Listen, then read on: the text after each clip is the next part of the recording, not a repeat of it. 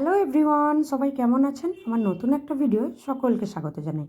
আজ রবিবার, সকাল থেকে উঠেই কিন্তু খুব ব্যস্ত। আর রবিবার মানে বাঙালির তো জমজমাট ভুরিভোজ খাওয়া দাওয়া আছেই। তার সাথেও আছে, এখন যেহেতু ইঁতুর সিজন চলছে, তার সাথে কিন্তু রবিবারে প্রত্যেকের ঘরেই ইঁতু পুজোর এই প্রচলনটা সবই আছে।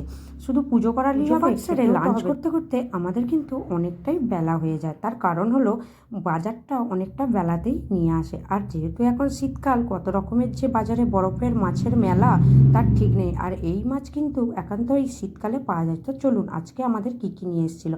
আমাদের এনেছিল একটা বড় রুই মাছ এবং কিছুটা মাংস, তার সাথে ছিল পাবদা মাছ এবং আমার মেয়ের পছন্দের হচ্ছে চিংড়ি মাছ।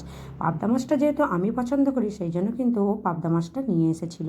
আর রবিবার মানে তো জমজমাট বাজার হাট এসব তো থাকবেই, কারণ আবার একটা সপ্তাহ কাল থেকে শুরু। কারণ মাঝেতে যাদের কেউ থাকে না, মাঝখানে কিছু শেষ হয়ে গেলে কিন্তু আনতে যাওয়া খুবই মুশকিল হয়ে যায়। যেহেতু আমাদের বাজারটা অনেকটা দূরে, তো আমার ক্ষেত্রে খুবই প্রবলেম। যদিও দু একটা আনাজোলা আসে, তো সেখানে কি আর কাঁচা বাজারের মতো এত ভালো ভালো টাটকা টাটকা সবজি, মাছ, মাংস এসব কি আর পাওয়া যায়? ওগুলো কিন্তু দোকান বাজারেই ঠিক আছে। তো চলুন, এইসব বলতে বলতে কিন্তু আমার সমস্ত মাছ মাংস ধোয়া কমপ্লিট হয়ে গেল। তখন কিন্তু প্রায় 2:30টার মতো বেজে গিয়েছিল। হ্যাঁ বন্ধুরা, আমাদের কিন্তু রবিবারটায় খুবই লেট হয়ে যায় খেতে।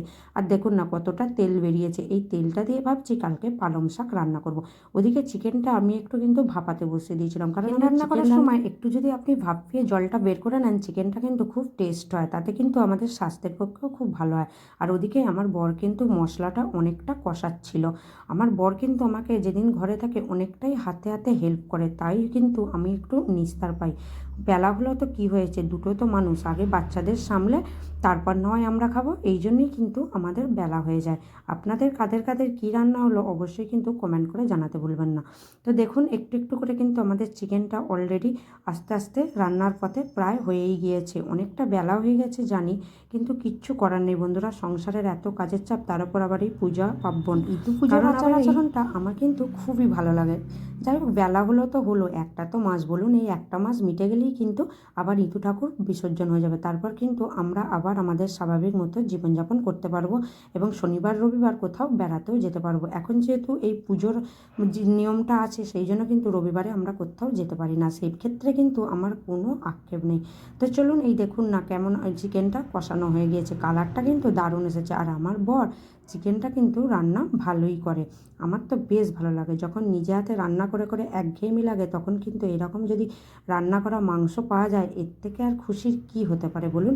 বেশ ভালোই লাগে। আমাদেরও তো ইচ্ছা করে 12 মাস একই হাতে রান্না না খেয়ে একটু বেশ কেউ করে দেবে। যদিও শ্বশুরবাড়িতে সেগুলোর সুযোগ সুবিধা খুবই কম, তার মধ্যেও যদি শ্বশুরবাড়ির লোকজন ভালো হয়, স্পেশালি হাজব্যান্ড যদি ভালো হয়, সেক্ষেত্রে কিন্তু মাঝে মাঝে মুখের স্বাদ বদল করাই যেতে পারে। তো চলুন, আমরা কিন্তু ভাত নিয়ে বসে পড়েছি। আর মাছ মাংসগুলো কিন্তু তুলে রেখেছি খানিকটা করে, কারণ আজকে তো মাছ করার সময়ই হয় না। আর সারা সপ্তাহ আছে, একদিন একদিন করে করব, আর একটু একটু করে আপনাদের সাথে ভিডিও শেয়ার করব। আমরা তো নিয়ে বসে পড়েছি, তখন প্রায় বেজে গিয়েছিল 3:30টার মতো। অনেকটাই বেলা হয়ে গেছে। তো চলুন এবার ধীরে সুস্থে খাওয়া দাওয়াটা করে নিই।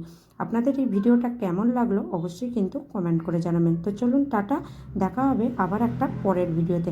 আর ওদিকে দেখুন না, এখন বাচ্চাদের যে নেশা, খেতে খেতে ফোন না হলে যেন ওদের যেন খাওয়াটাই কমপ্লিট হয় না। এর জন্য কিন্তু আমার মেয়ে অনেকটাই আমার কাছে বকুনি খায়। তো চলুন টাটা সবাইকে, দেখা হবে আবার একটা পরের ভিডিওতে।